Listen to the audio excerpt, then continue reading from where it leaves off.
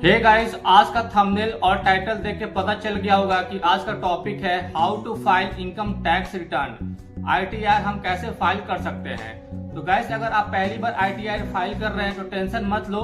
इस वीडियो में मैं आपको स्टेप टू स्टेप पूरी तरीके से मैं आपको समझाऊंगा कि आईटीआर कैसे फाइल कर सकते हैं बिना किसी दिक्कत के।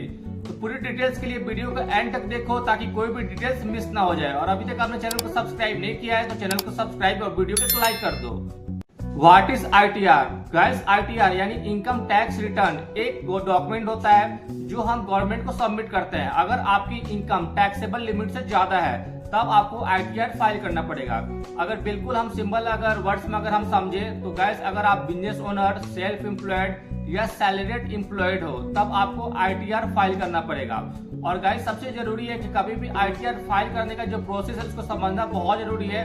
अगर आप अच्छे से अगर आप समझ जाएंगे तो जो एरर और जो पेनल्टी है उससे आप बहुत इजी वे में उससे आप अवॉइड कर सकते हैं।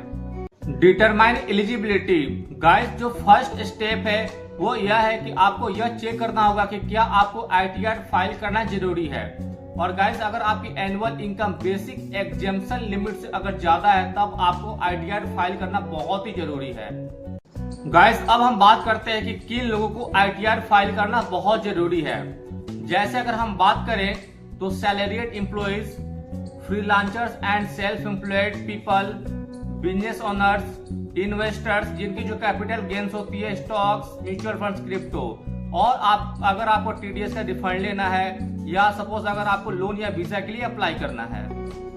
गाइस, एलिजिबिलिटी डिटरमाइन करने के बाद जो नेक्स्ट स्टेप है वो है आपको खुद को ऑफिशियल ई फाइलिंग पोर्टल पे खुद को रजिस्टर करना। और इसका जो प्रोसेस है वो आपको डेडलाइन के पहले कर लेना चाहिए। और इसका जो डेडलाइन है वो एवरी ईयर के 31 जुलाई तक इसका डेडलाइन होता है। तो उसके पहले जो भी प्रोसेस है रजिस्ट्रेशन का वो आप कर लें। How to register yourself on official e filing portal.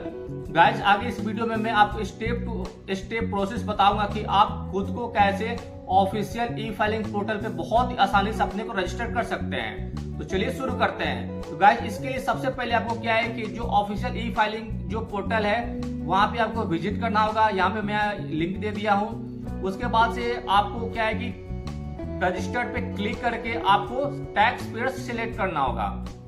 उसके बाद से गाइड आपको पैन डिटेल्स आपको जो भी है वो फिल करके आपको वैलिडेट पे क्लिक करना होगा। और वैलिडेट पे क्लिक करने के बाद से आप कंटिन्यू पे क्लिक करेंगे।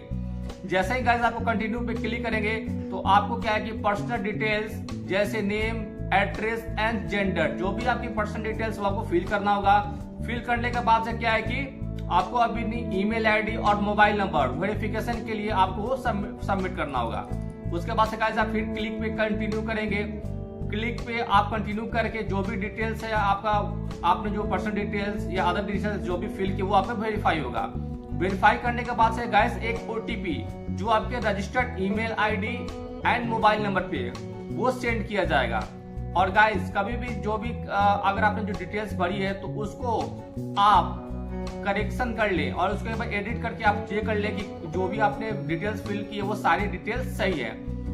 और जो गाइस जो ओटीपी आएगा उस ओटीपी को आप क्या है कि सबमिट करेंगे।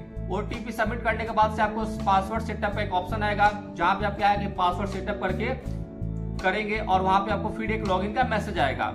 उसके बाद से आप रजिस्टर पे क्लिक करके प्रोसेस को कंप्लीट कर देंगे। और गाइस, जैसे ही आप रजिस्टर पे क्लिक करके प्रोसेस को कंप्लीट करेंगे तो ऑटोमेटिक क्या है कि एक कंफर्मेशन जो मैसेज है वो आपके डिस्प्ले पे वो शो हो जाएगा। तो गाइस, कभी भी आपको इनकम टैक्स रिटर्न फाइल करने से पहले आपको कुछ इंपॉर्टेंट जो डॉक्यूमेंट्स है उसको कलेक्ट कर लेना चाहिए।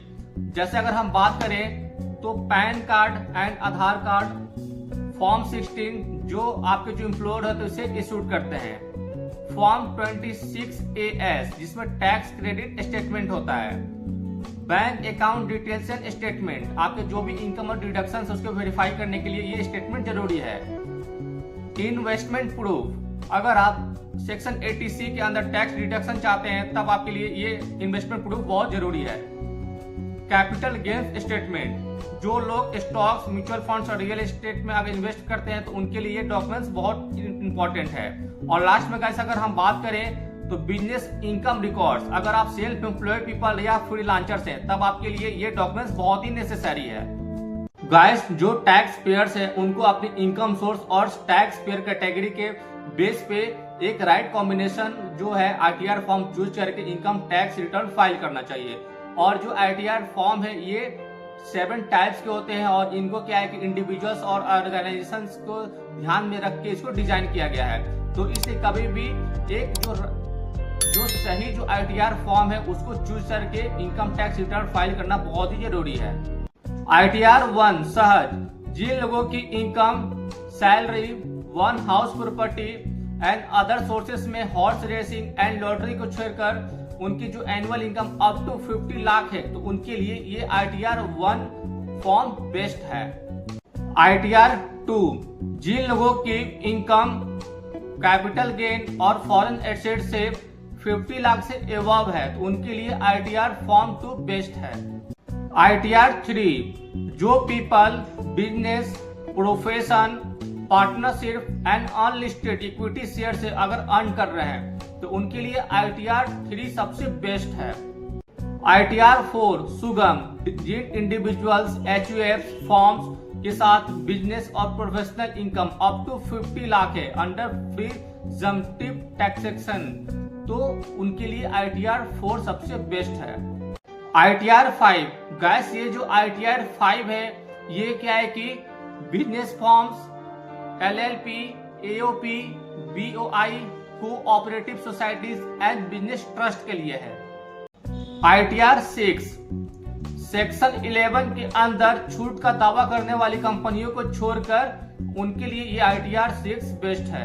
आईटीआर 7, अंदर section 139(4)(a) to section 139(4)(d) तक फाइल करने वाले जो संस्थाएं हैं जिसमें क्या है कि political parties, trust, educational institution शामिल हैं।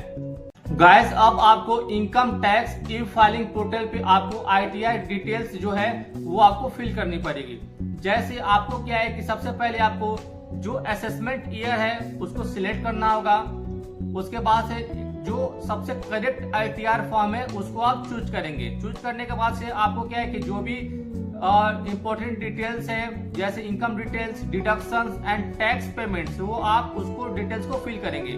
फिल करने के बाद से आप क्या है कि guys form 16 and form 26AS में जो भी आपने डिटेल्स फिल करा है उसके बाद आप क्रॉस चेक कर ले ताकि आपका जो कोई इनकरेक्ट ना हो।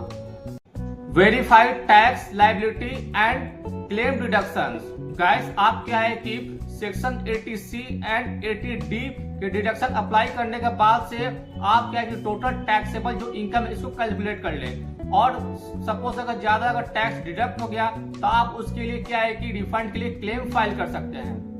Preview and submit the ITR, guys जो भी डिटेल्स उसको फिल करने के बाद से आप उस जो फॉर्म एक बार रिव्यू कर ले कि उसमें कोई इनकरेक्ट डिटेल्स गलती से आपने फिल तो नहीं कर दिया।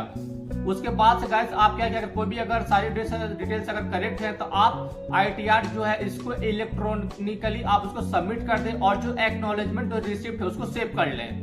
वेरीफाई योर आईटीआर, गाइस जो ई वेरीफाई जो सर्विस है वहां पे रजिस्टर्ड और अनरजिस्टर्ड जो भी पर्सन है वहां पे जाके अपने आईटीआर और जो भी टैक्स रिलेटेड जो सबमिशन है उसको वेरीफाई कर सकते हैं। और गाइस कुछ मेथड है उसका यूज करके जो भी पर्सन है वो जो वेरिफिकेशन जो प्रोसेस है इसको कंप्लीट कर सकते हैं। तो जैसे कुछ मेथड में बता रहा हूं, जैसे अगर हम बात करें तो डिजिटल सिग्नेचर सर्टिफिकेट यानी DSC, आधार OTP, इलेक्ट्रॉनिक वेरिफिकेशन कोड यानी EVC वाया बैंक और demat account, EVC via bank ATM, offline method and last net banking. Guys अब हम लास्ट में बात करेंगे कि आईटीआर फाइल करने के क्या बेनिफिट्स है। जैसे हमें TDS रिफंड मिलता है, लीगल कंप्लायंस होता है और फ्यूचर में कोई भी जो फाइनेंशियल प्रूफ है उसके लिए बहुत ही जरूरी होता है। और सबसे जरूरी है कि अगर आप कोई लोन के लिए अप्लाई कर रहे हैं या सपोज वीजा के लिए आप अप्लाई कर रहे हैं तो उसके लिए आईटीआर फाइल करना बहुत ही जरूरी होता है। तो गाइस अगर आपको ये वीडियो हेल्पफुल एंड इंफॉर्मेटिव लगी हो तो ज्यादा से ज्यादा इस वीडियो को लाइक एंड शेयर करो। और अगर कोई भी अगर आपको डाउट या कोई क्वेश्चन है तो उसको नीचे कमेंट करो। और ऐसे useful informative and financial tips के लिए चैनल को सब्सक्राइब और वीडियो को लाइक करना मत भूलना। मिलते हैं गाइस नेक्स्ट वीडियो में, तब तक के लिए take care, thanks for watching.